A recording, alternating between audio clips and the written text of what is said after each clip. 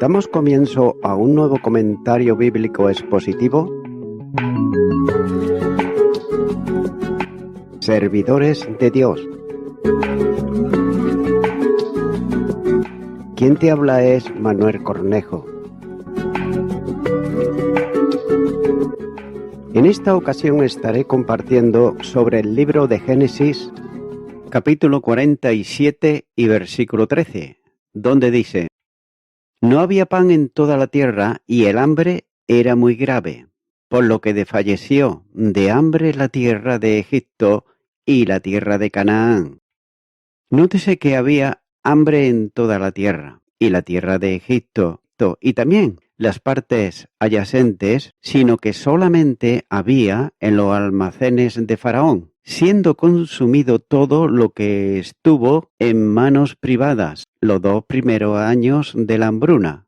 Y es por eso que ahora nos dice que el hambre era muy grave, es decir, era un hambre severa y además muy fuerte, por lo que desfalleció de hambre la tierra de Egipto y la tierra de Canaán, es decir, los habitantes de ambos países, ya que sus espíritus estaban hundidos, así como su carne desfalleció por falta de alimento, o enfurecidos, se enfurecieron y quedaron como locos, como la palabra significa, como así dice, kinchi, que estaban completamente desesperados, ya que no sabían qué hacer, como lo interpreta también Abed et-Ra, y además se volvieron tumultuosos. Y por tanto no es mucho de extrañar que no hubieran tratado de abrir violentamente los almacenes del grano y se lo hubieran llevado por la fuerza, que no fue así, ya que debió ser por la providencia de Dios que los contuvo, y por medio también del cuidado y la prudencia de José, que sin duda había fortalecido bien los graneros, y muy probablemente había un cuerpo de soldados colocados por cada parte, que eran una de las 3 partes o estado del reino de Egipto, como cuenta por otro lado Diodoro Sículo, a lo que también se puede añadir el discurso apacible y gentil de José al pueblo. Continúa ahora con el versículo 14, donde dice: Y recogió José todo el dinero que había en la tierra de Egipto y en la tierra de Canaán, por los alimentos que de él compraban, y metió José el dinero en casa de Faraón. Note que el dinero en ambos países fue entregado a José para la compra del grano, y además depositado por él en la casa de Faraón, es decir, la tesorería real. Continúa ahora con los versículos 15 al 17, donde dice: Acabado el dinero de la tierra de Egipto y de la tierra de Canaán, vino todo Egipto a José diciendo: Dadnos pan, ¿por qué moriremos de ti por haberse acabado el dinero? Y José dijo: Dad vuestro ganado, y yo os daré por vuestros ganados si se ha acabado el dinero. Y ellos trajeron sus ganados a José, y José les dio alimentos por caballos, y por el ganado de las ovejas, y por el ganado de las vacas, y por asnos, y les sustentó de pan por todos sus ganados aquel año. Note que cuando se acabó el dinero, todos los egipcios acudieron a José con la petición. Y la petición fue: danos pan, porque hemos de morir delante de ti, es decir, para que no nos veas morir cuando en realidad puedes mantenernos. Entonces José se ofreció a aceptar su ganado como pago, y lo acercaron a sus ganados a cambio que les proporcionó pan y alimento para ese año, ya que es piel para conducir, con el significado secundario, cuidar. Isaías capítulo 40 versículo 11 dice: Como pastor apacentarás mi rebaño, en su brazo llevará los corderos, y en su seno los llevará, pastoreará suavemente a las recién paridas. Y de ahí el significado aquí de mantener. Continúa ahora con los versículos 18 y 19, donde dice: Acabado aquel año, vinieron a él el segundo año, y le dijeron: no encubrimos a nuestro Señor que el dinero ciertamente se ha acabado. También el ganado es ya de nuestro Señor. Nada ha quedado delante de nuestro Señor, sino nuestros cuerpos y nuestra tierra. ¿Por qué moriremos delante de tus ojos, y así nosotros, como nuestra tierra?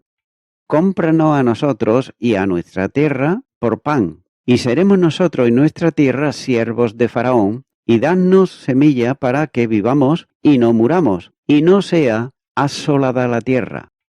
Cuando había pasado ese año, como señala por otro lado el Salmo 102, versículo 28, para denotar la terminación del año, venían ellos de nuevo, y el segundo año, es decir, después de que se acabó el dinero, no el segundo de los 7 años de hambre, ellos dijeron: no podemos ocultárselo a mi señor, un título similar a su majestad, pero todo el dinero se ha ido, y el ganado ha venido a mi señor. No nos queda más que ofrecer a mi señor, excepto nuestros cuerpos y nuestra tierra. Es un intensificado que sigue a una negociación, pero como en Génesis capítulo 32 versículo 29, también debe de entenderse de manera elíptica, literalmente, porque sí, es decir, hablaríamos abiertamente no. ¿Eso por qué? Porque el significado casual del no está establecido, completado para mi Señor, es decir, completamente entregado a mi Señor. Es lo mismo, dejado delante de mi Señor, es decir, para que nos pongamos delante u ofrezcamos a mi Señor. Entonces le dicen: ¿por qué hemos de morir ante tus ojos nosotros y nuestra tierra? Cómpranos a nosotros y a nuestra tierra por pan, para que seamos nosotros y nuestra tierra siervos, es decir, súbditos de Faraón, y dar simiente para que vivamos y no muramos, y la tierra no quede desolada. Nótese que en la primera cláusula se transfiere por seutna a la tierra, y en el último la palabra se usa para describir la destrucción de la tierra. Y la forma es la misma que en Génesis capítulo 16 y versículo 4. Continúo ahora con los versículos 20 al 21, donde dice: entonces compró José toda la tierra de Egipto para Faraón, pues los egipcios vendieron cada uno sus tierras, porque se agravó el hambre sobre ellos, y la tierra vino a ser de Faraón, y al pueblo lo hizo pasar a las ciudades, desde un extremo al otro del territorio de Egipto. Nótese que así José aseguró la posición de toda la tierra a Faraón, mediante la compra, y al pueblo lo trasladó a las ciudades desde un extremo de la tierra de Egipto hasta el otro, no de una ciudad a otra, sino según las ciudades, de modo que distribuyó la población de toda la tierra según las ciudades en las que se almacenaba el grano, colocándolas en parte en las ciudades mismas y en parte en la vecindad inmediata. Continuar con el versículo 22, donde dice: solamente la tierra de los sacerdotes no compró, por cuanto los sacerdotes tenían ración de Faraón, y ellos comían la ración que Faraón les daba, por eso no vendieron su tierra. La tierra de los sacerdotes que José no compró, porque los sacerdotes tenían una ración de Faraón, y comían su ración que Faraón les daba. Por tanto, no vendieron ellos su tierra, ya que una ración fija de comida, como nos señala también en Proverbios capítulo 30 y versículo 8, y en Ezequiel capítulo 16, versículo 27, les era dada. Esta concesión fue concedida por Faraón probablemente solo durante los años de hambruna. En todo caso era un arreglo que cesaba cuando las posiciones de los sacerdotes bastaban para sus necesidades, ya que los sacerdotes proporcionaban los sacrificios y también el sustento tanto para ellos como para sus sirvientes, de los ingresos de sus tierras. Y con esto, Heródoto también está de acuerdo. Continúo ahora con los versículos 23 al 27, donde dice: Y José dijo al pueblo: He aquí, os he comprado hoy, a vosotros y a vuestra tierra, para Faraón. Ved aquí semilla, y sembraréis la tierra. De los frutos daréis el quinto a Faraón, y la cuarta parte será vuestra para sembrar las tierras, y para vuestro mantenimiento, y de lo que estén en vuestras casas, y para que coman vuestros niños. Y ellos respondieron: La vida nos has dado. Hallemos gracia en ojos de nuestro Señor, y seamos siervos de Faraón. Entonces José lo puso por ley hasta hoy sobre la tierra de Egipto, señalando para Faraón el quinto, excepto solo la tierra de los sacerdotes que no fue de Faraón. Así habitó Israel en la tierra de Egipto, en la tierra de Gosén. Y tomaron posesión de ella, y se aumentaron y se multiplicaron en gran manera. Dice que entonces José dijo al pueblo: Mirad, os he comprado hoy a vosotros y a vuestra tierra para Faraón. Allí tenéis. Nótese que esto solamente se encuentra también en Ezequiel capítulo 16, versículo 43, y Daniel capítulo 2, versículo 43. Semilla y sembrad la tierra, y del producto daréis la quinta parte para Faraón, y la cuarta parte, como señala en Génesis capítulo 43, versículo 34. Os pertenecerán para semilla y para el sustento de vosotros, y vuestra familia y vuestros hijos. Note que el pueblo estuvo de acuerdo con esto, y el escritor agrega en Génesis capítulo 47 y versículo 26 que se convirtió en una ley en existencia hasta el día de hoy, es decir, su propio tiempo, respecto a la tierra de Egipto para Faraón, con referencia al quinto, es decir, que el quinto del producto de la tierra debe ser pagado a Faraón. Por otro lado, los escritores profanos han dado al menos un apoyo indirecto a la realidad de esta reforma política de José. Por ejemplo, Heródoto afirma que el rey Sesostris dividió la tierra entre los egipcios, dando a cada uno una pieza cuadrada del mismo tamaño que su posición hereditaria, y obtuvo sus propios ingresos de un impuesto anual sobre ellos. Nuevamente dice que toda la tierra de Egipto pertenecía a los sacerdotes, al rey o a los guerreros, que los granjeros y comerciantes poseían tierras tasables, por lo que los campesinos no eran propietarios.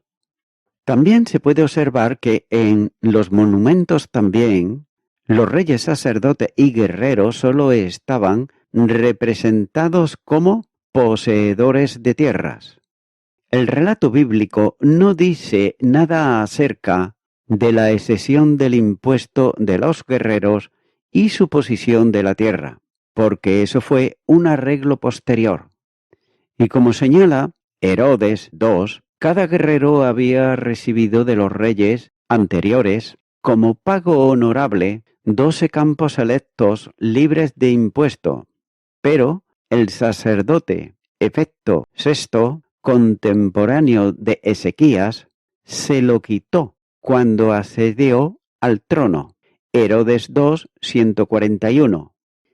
Pero cuando Heródoto y Dioroto Cid atribuye a Sesostri la división de la tierra y el arrendamiento de estos por un pago anual, estos relatos, note que comparativamente recientes, simplemente transfieren el arreglo que en realidad fue hecho por José, a un rey medio mítico a quien las leyendas posteriores atribuyeron todos los hechos más grandes y las medidas más importantes de los primeros faraones.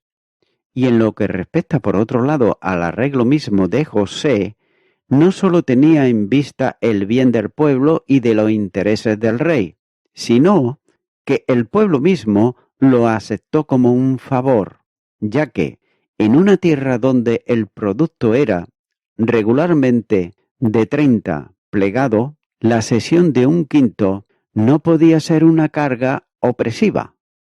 Y también es probable que José no sólo aprovechó la angustia temporal, elevando al rey a la posición del único poseedor de la tierra, con la excesión de los sacerdotes, y llevando al pueblo a una condición de dependencia feudal de él, pero también tenía a la vista un objeto aún más completo, es decir, para asegurar a la población contra el peligro de morir de hambre en caso que las cosechas fallaran en cualquier momento futuro.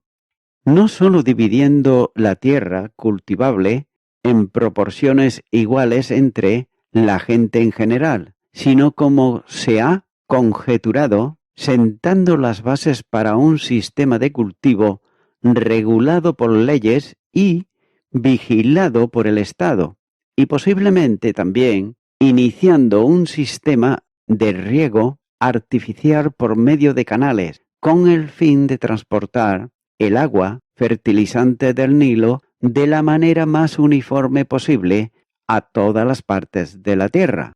Entonces, mencionar estos u otros planes de tipo similar no estaban dentro del alcance del libro de Génesis, que se limita, de acuerdo con su intención puramente religiosa, a una descripción de la forma en que durante los años de hambre José se mostró tanto ante el rey como ante el pueblo de Egipto como el verdadero sostén de la tierra, de modo que en él Israel se convirtió ya en salvador de los gentiles.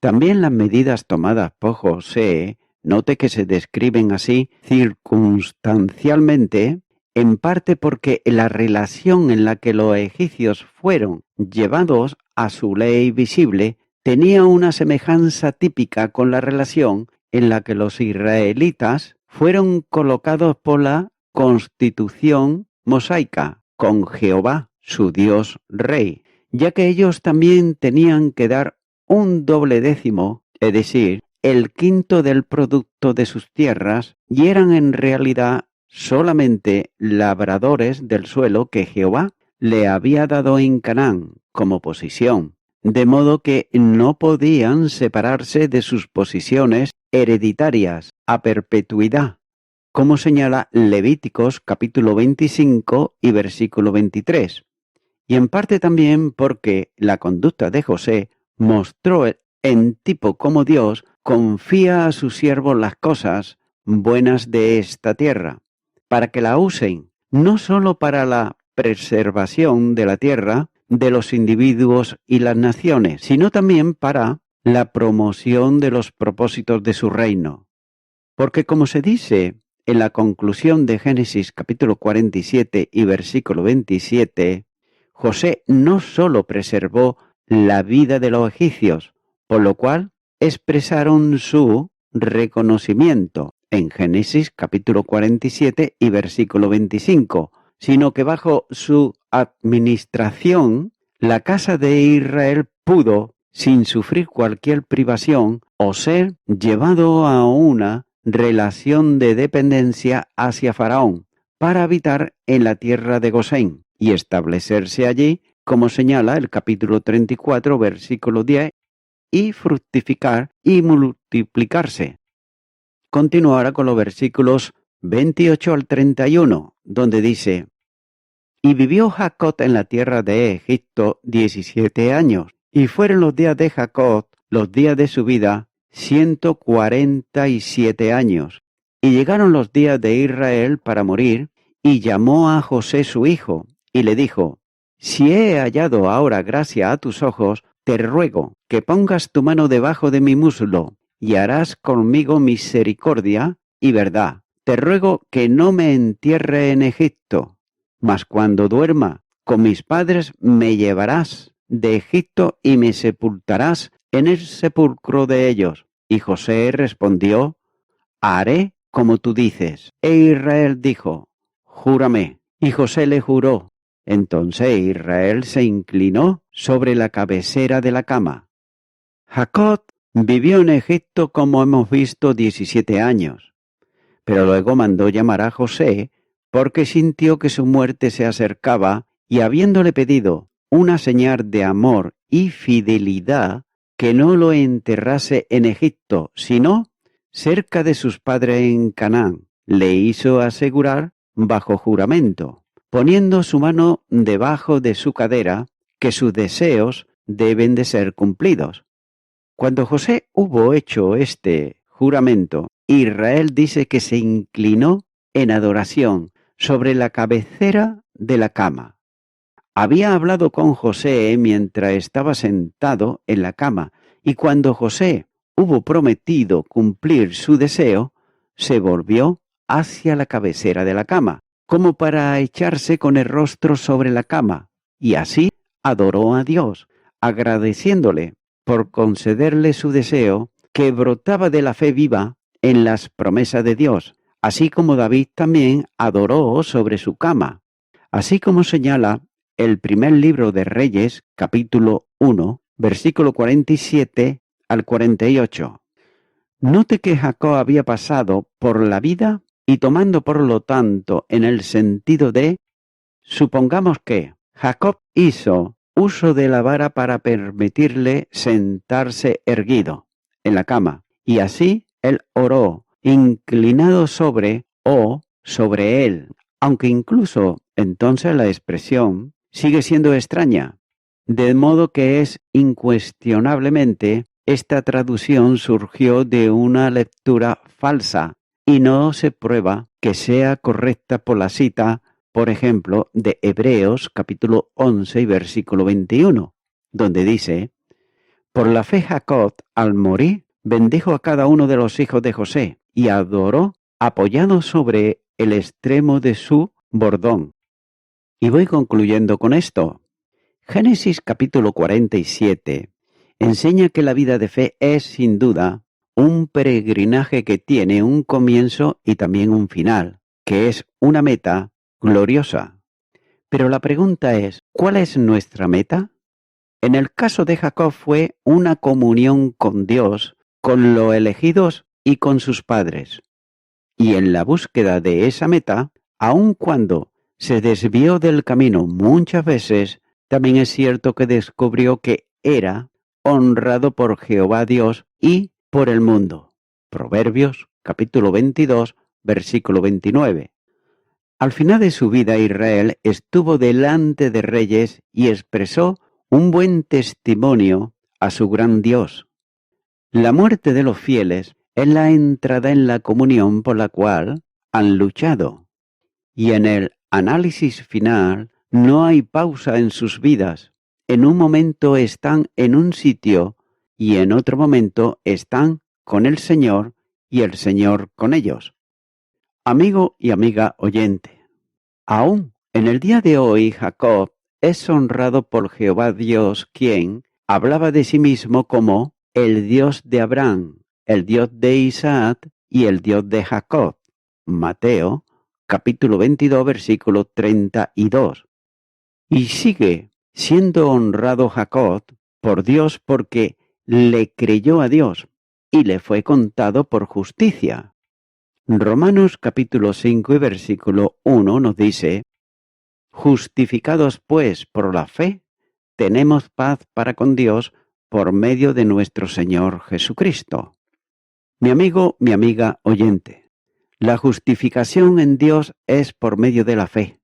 Así como fue para Abraham, también lo es para los creyentes en el Nuevo Testamento, es decir, en el día de hoy, que somos justificados por la fe, y esto no hace que esa fe que hemos depositado en Dios tengamos paz para con Dios, pero por medio de nuestro Señor Jesucristo, que fue Él el que dio su vida en la cruz del Calvario, para así podamos ser salvos y justificados.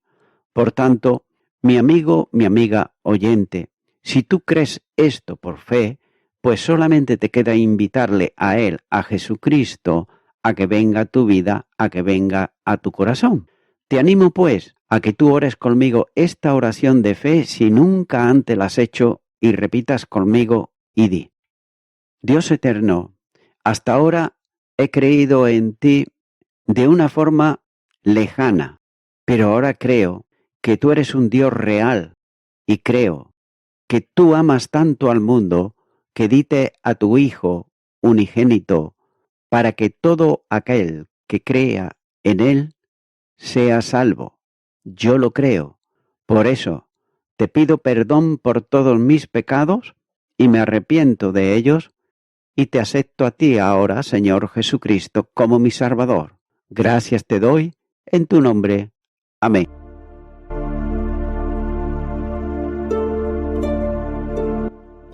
Amigo y amiga oyente, si tú has hecho esta oración de corazón, te recomiendo que comiences a orar a Dios, en primer lugar, en el nombre del Señor Jesucristo. Orar a Dios no es rezar, sino que es hablar con una persona. También te recomiendo que leas la palabra de Dios y lo hagas a diario. Comienza, por ejemplo, con el Nuevo Testamento. Y también, por último, te recomiendo que para que puedas crecer espiritualmente, te congregues en una iglesia cristiano-evangélica, donde se predique, se enseñe y se practique la sana doctrina y la palabra de Dios. Congrégate ahí y con el tiempo podrás crecer espiritualmente y también servir al Señor Jesucristo. Que Dios te bendiga. Y a toda la audiencia, nuevamente ya me estoy despidiendo de todos ustedes y será hasta el próximo programa. Que Dios os bendiga a todos.